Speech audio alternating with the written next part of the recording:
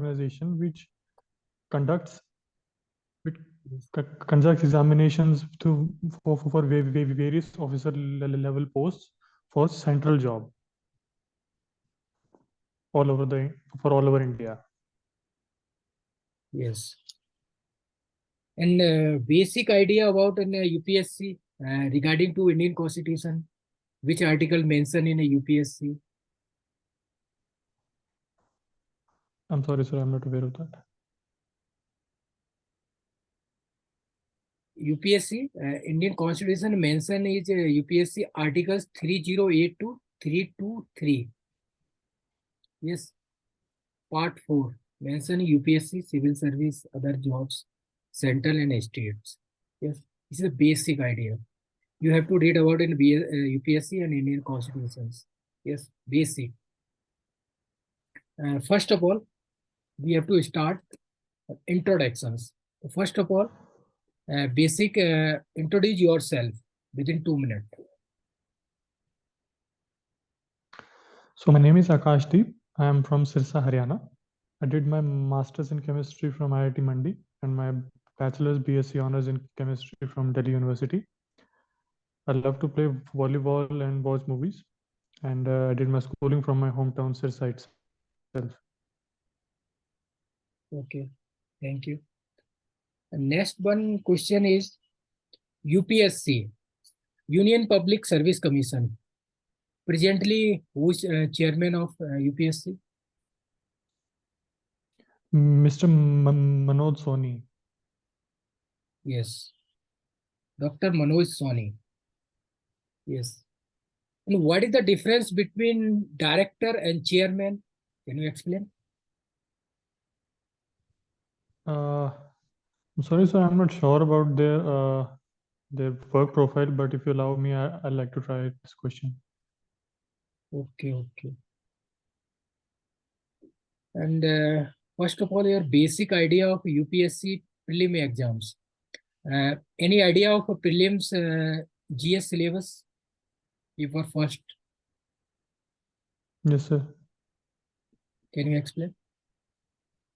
So it consists of the prelims part of GS was like just the UPSC pre-exam, like for the IAS, IPS, like so geography, polity, current affairs, everything was included in it, History, and geography. other subject also. Yes. Total marks is 400, yeah? 100 marks in GS, Yeah, 300 marks in 300 marks was subject part. subject part. First of all, you have to read about in the basic of UPSC and director, chairman, difference between director, chairman, CEO, and MD. Any idea? No, sir, no, not about the job profile. No. Yes, you have to read. Yes. And UPSC, next question is UPSC purpose, vision. Most important questions.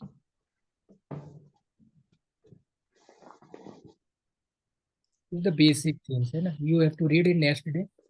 First of all, in questions regarding to chemistry. Chemistry basic. First of all, what is chemistry? Chemistry, sir, it is it is a branch of science which deals with the elemental part, various elemental parts. Just the study which focuses specifically on elements. That is chemistry. Yes. How many branch in chemistry? Sir, 4. Yes. Can you explain one by one? Sir, physical chemistry, sir, first, sir, it deals with the various physical phenomena. Inorganic chemistry deals with specifically the elemental part, like this is iron, carbon, their properties, like that. Whereas physical chemistry studies those properties for further applications, like the electronegativity, electrochemistry, those stuff come in physical part, physical spectroscopy, and all that stuff. Organic chemistry deals majorly with the carbon element, because it is vastly in our systems. Like if you take organic things, us, inorganic things, carbonates, minerals, everything consists carbon. So there is a specialized branch for carbon itself called organic chemistry. Then comes the analytical chemistry. Analytical chemistry, we can say, is the application part of the whole three: organic, inorganic, and physical part. Like we study various theories in the all those three parts, and we apply that study in the experimental research part, the hands-on experience work. That is the analytical chemistry, to obtain data, to analyze, to give results, to give theories. That part included in analytical part. Yes, good. And spectroscopy is the part of chemistry, other. So spectroscopy, it is part of chemistry, sir. Basically, if I have to elaborate more, it is more like instrumental chemistry. The combination of chemistry and instrument to obtain data is the spectroscopy. Yes, obtain data. Yes, good, basic. Next question is, why will you become a scientist in UPSC? Can you explain? Sir, why I chose this field has majorly did for two reasons. First part, the job profile part. Like I love chemistry, so I took it in the my pl- plus one class. So I opted for it, studied it, and in my whole the schooling and the BSc and the MSc part. So when I read about this post in the exam, the curriculum, the syllabus, what I have to do if I got this job, the whole thing is based on solely on chemistry. The subject part, the mains part, then my job profile will be as a chemist. The whole work is of chemistry. That part fascinated me, so I opted for this job. And if I go for why this job, it is various reasons. It is central government jobs, or its status and job security and all that stuff. But majorly why I opted is because the whole journey for this post, and after the work I've been doing in this post, will be solely based on chemistry. So I opted for it.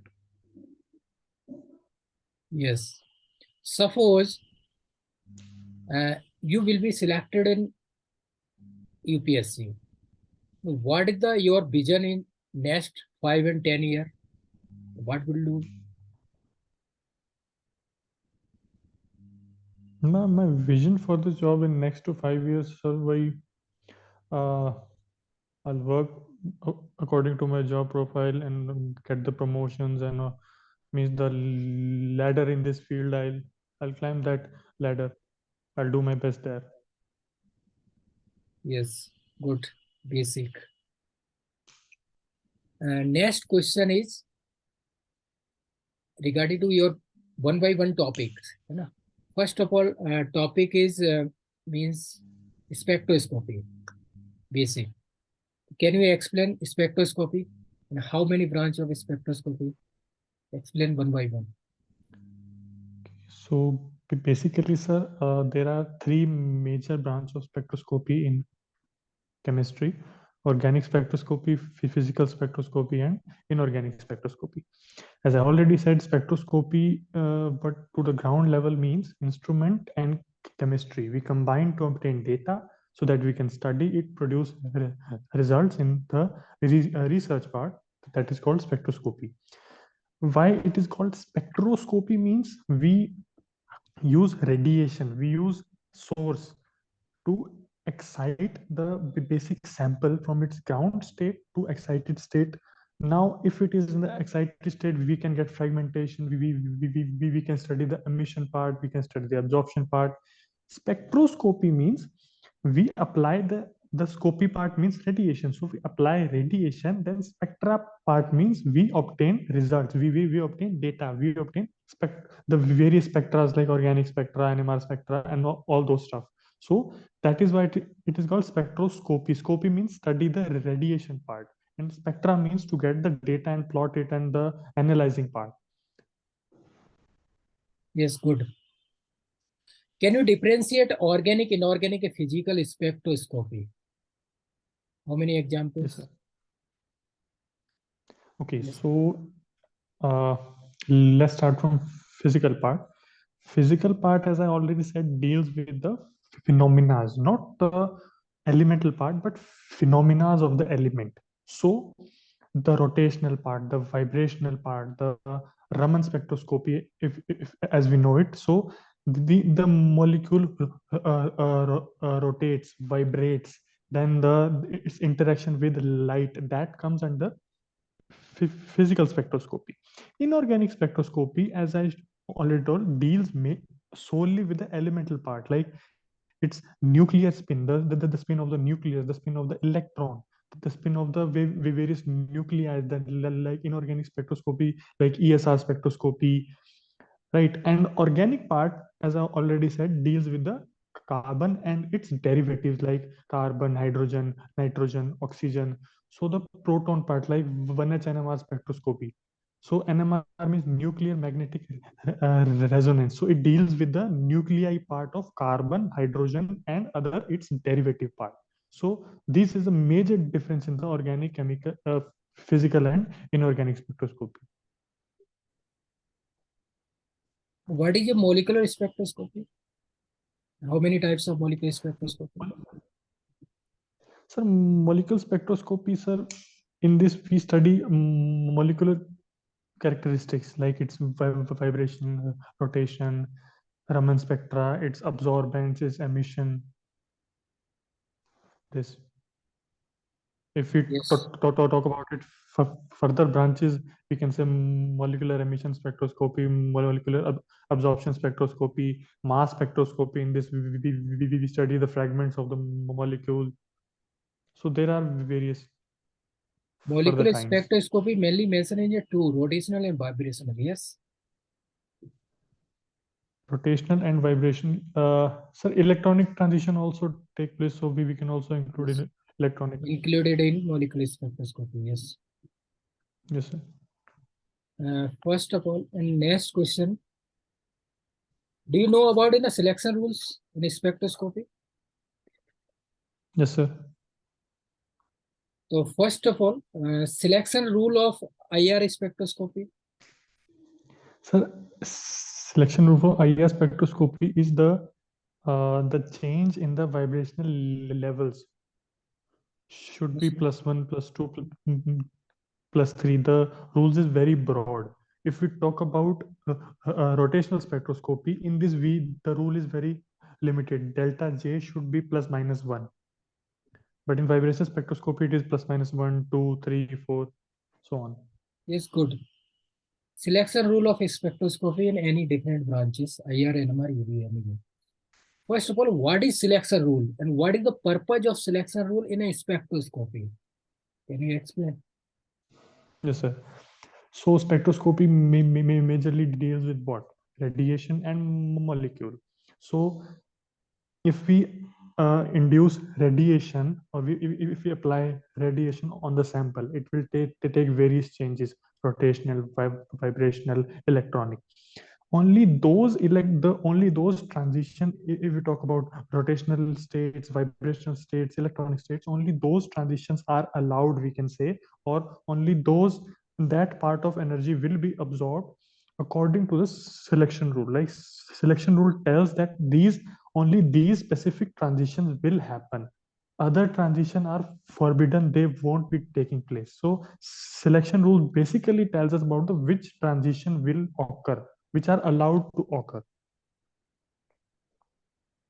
Yes, good. And what is the sources of IR spectroscopy? Source of IR spectroscopy, Yes. the Yeah. radiation parts.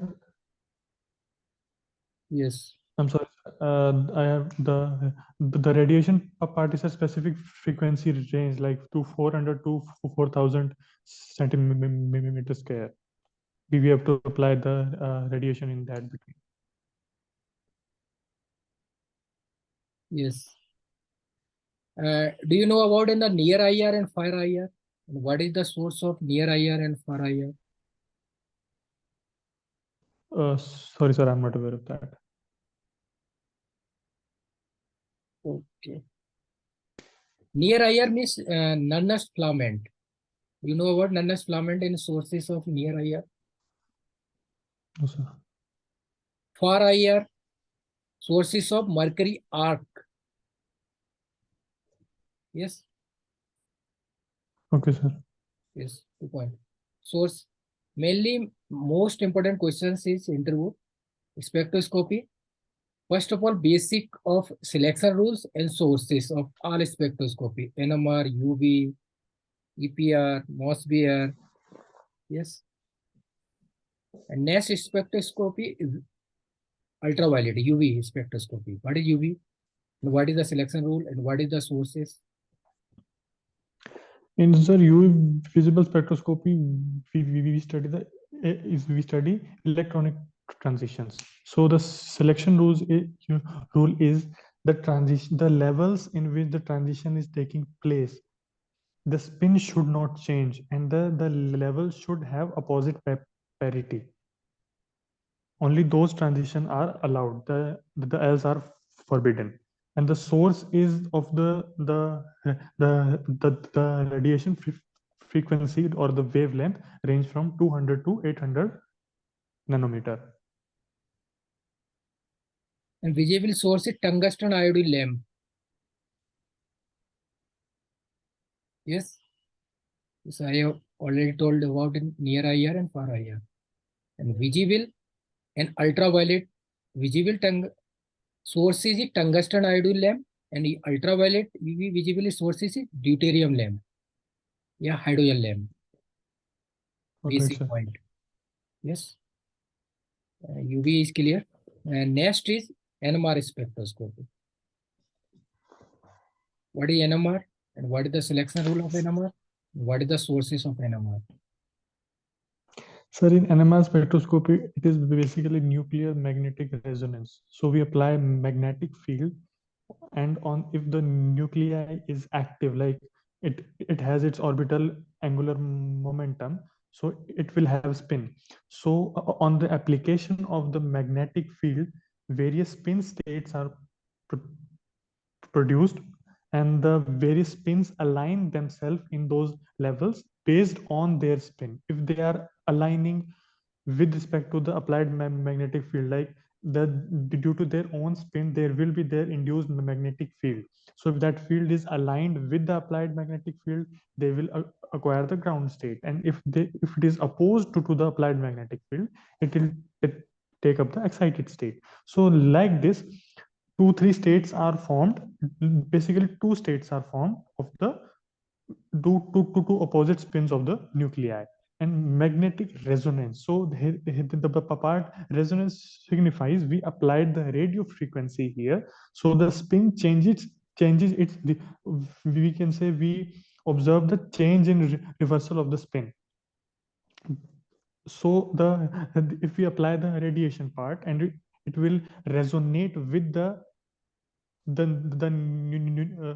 nuclear spin in the ground state, and it will absorb the radiation and change its spin and go to the higher state.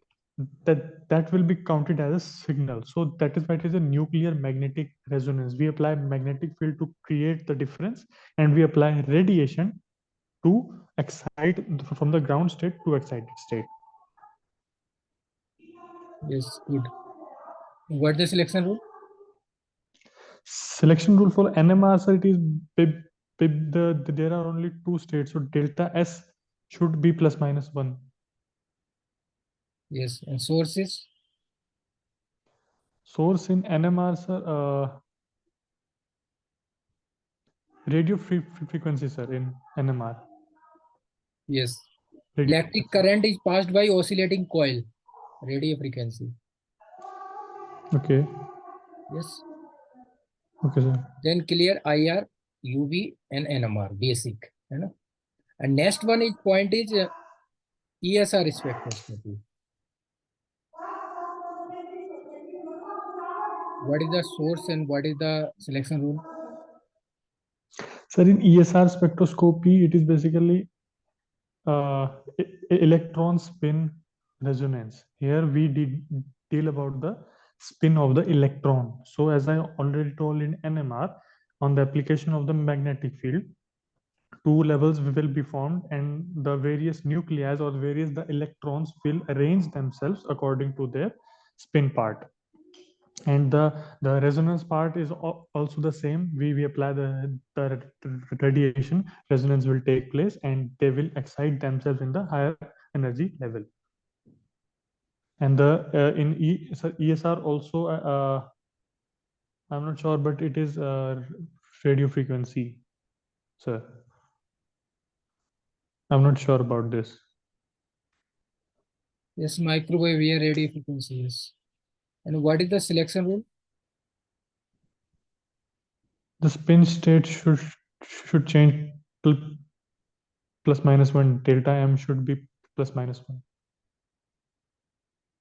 MS plus minus 1 and del I is equal to 0. Two positions in ESR. Yes. Next one is Mossbeer spectroscopy. What is Mossbeer? What is the selection rule? And what is the sources? Sir, in Mosbar spectroscopy, we generally study about the oxidation state and the arrangement of ligands around metal.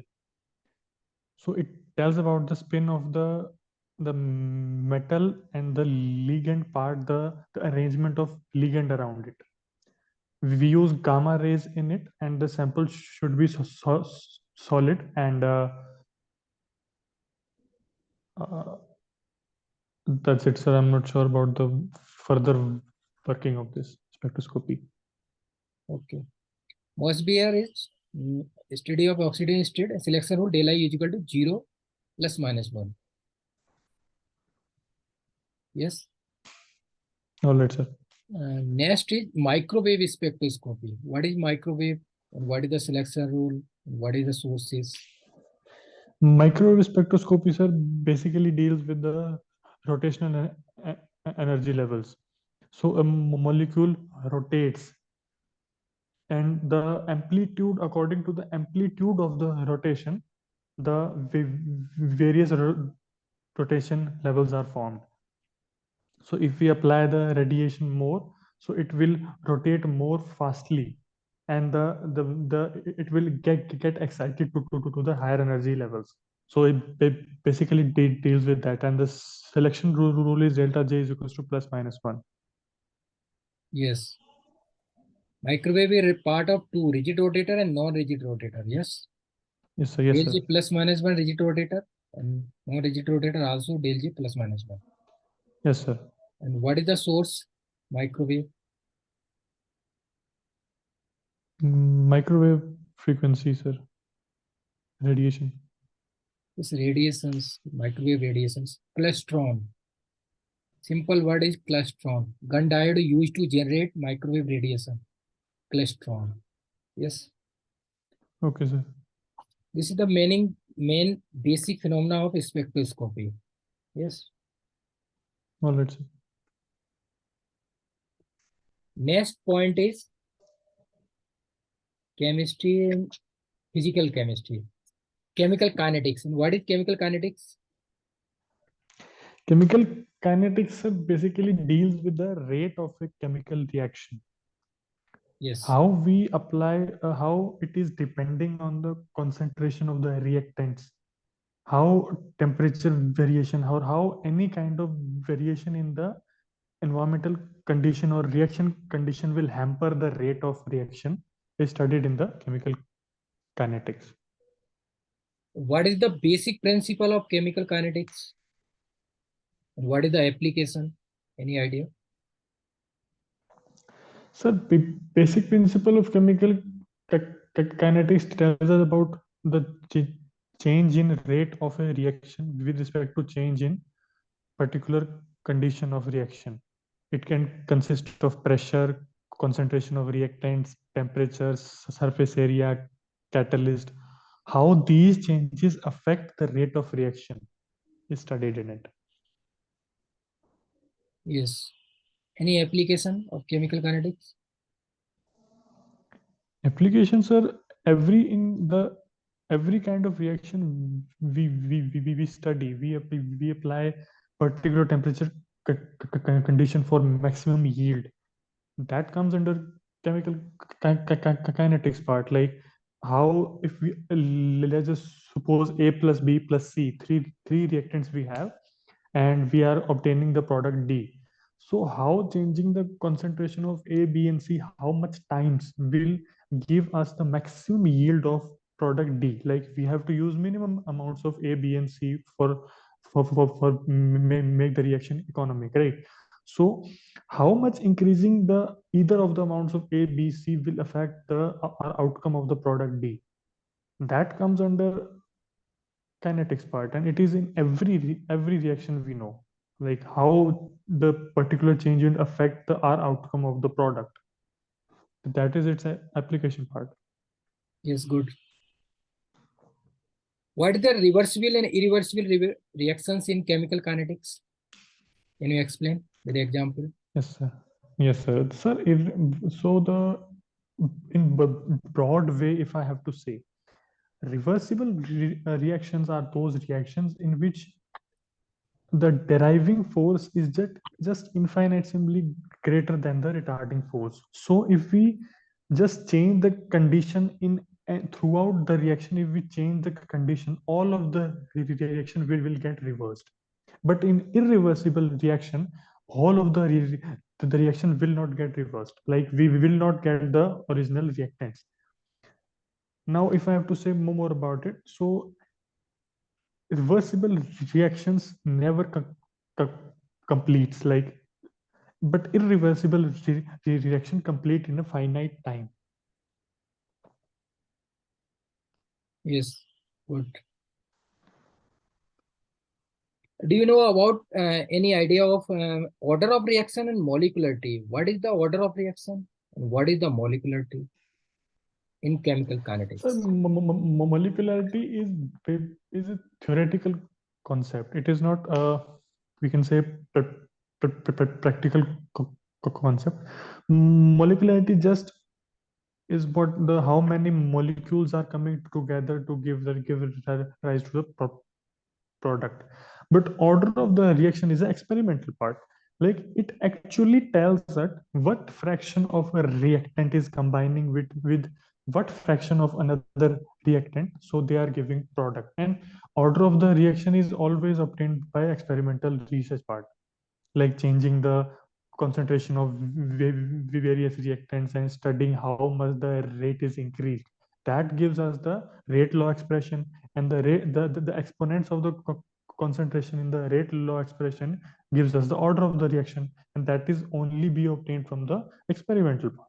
So order of the reaction is experimental part, and molecularity is theoretical concept, like one molecule of A and one molecule of B are combining to give C. Okay, good.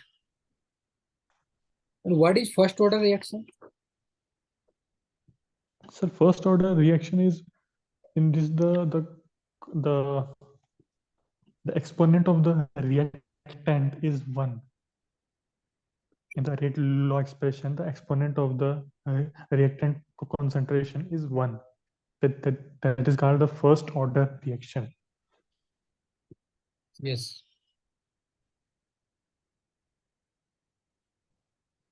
Next is second order reaction. And what is the difference between first and second order reaction? With the example. So first and second order reaction. So the basic difference, if we study, it is the power of the concentration of the reactant. Like in first order reaction, if we double the concentration, it will just simply double the rate of reaction. But in second order reaction, if we double the concentration, it will increase the rate of the reaction 4 times. So the order of the reaction determines how changing the concentration will affect the rate of reaction. Yes, good. Any example of first order reaction and second order reaction? First order reactions are the radioactive decay. radioactive decay is a first order reaction. In this, Yes. the rate depends on the relative number of active nuclei. And a second order reaction,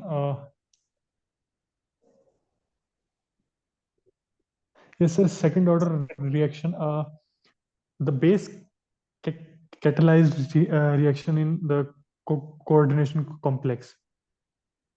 The base catalyzed reaction in various just give me 1 minute if I have to.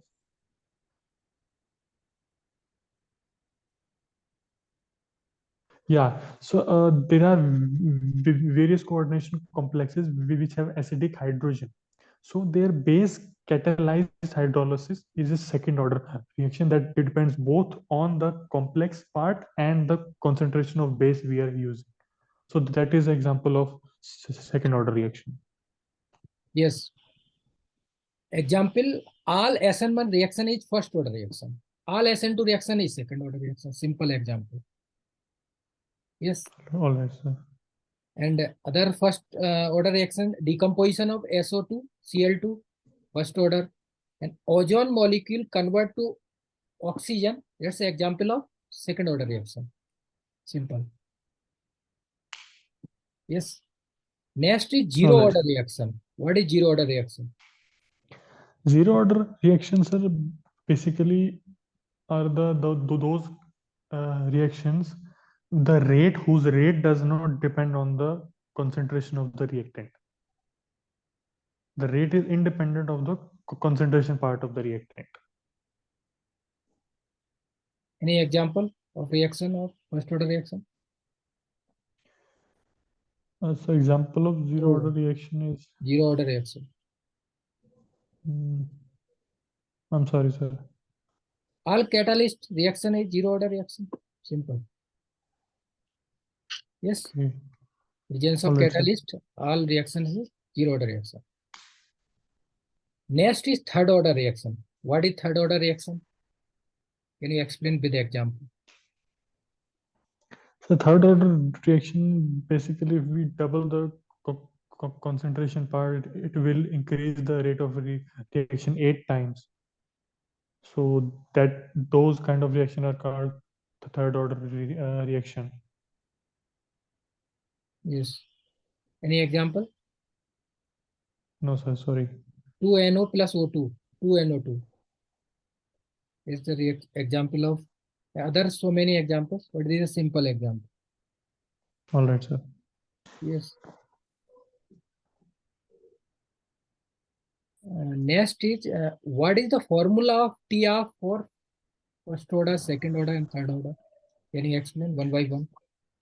Formula, please repeat, sir.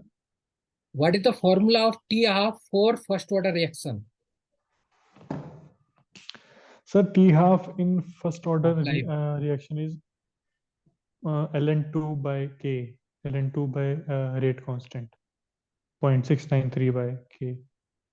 And in a zero order reaction, sir, it is A naught upon 2K. Yes. What is half life? So half-life is the time taken by a reaction, or we can say that the time at which half of the concentration of the reactant is consumed, or we can say the half of the reaction is left is called the uh, half time. Yes. Good. And what is the effect of half life in any reactions on temperature or pressures? So you're asking the effect of temperature on half-life. Yes. Right. So, so half-lives are independent of temperature except for the zero order first order reaction. Only the half-lives of first order reaction depend on temperature. Other orders they are independent of temperature. Yes. Good. Any application of half life?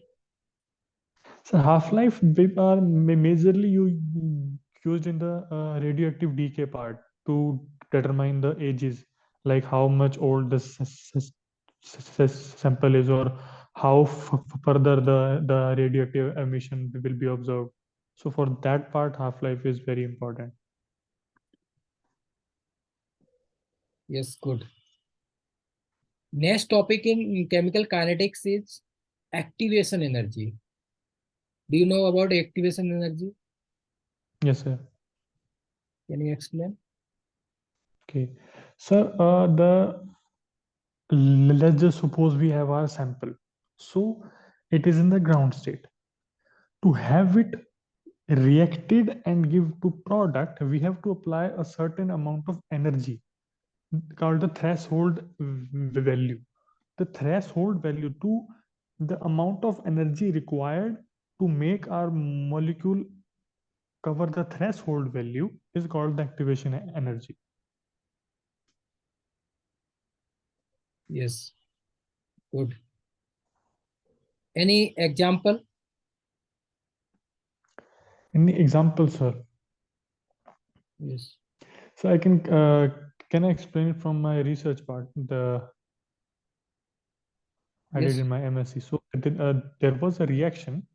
In this, we use copper precursor salt and sulfide ions. So when I added the reaction, the reactants, I did not heat the reaction to 100 degrees Celsius, and I kept it the same reaction conditions for 5 days. The reaction did not take place. But as I heated the reaction 100 degrees Celsius, means I gave the energy, the required activation energy, it took place in 1 minute, like in 60 seconds. So that is the activation part. Like if I'm not applying the required energy, the molecule won't have the required energy it requires to get energized and to react. It will stay in the ground state. So that is why it is called the ground state. The molecule will stay there because it is stable there. We have to make it a little unstable so that it can react. It won't react in its ground state. So the energy required to make it sufficiently unstable so that it reacts with another molecule or give us the product, that is called the activation energy. Yes, good, good. Just second bit. Zoom time is maximum is 40 minutes. So 40 minutes is over. Rejoin All again. right, sir. Yes. Second. Okay. So I have to rejoin again, right? Yeah, yes, yes.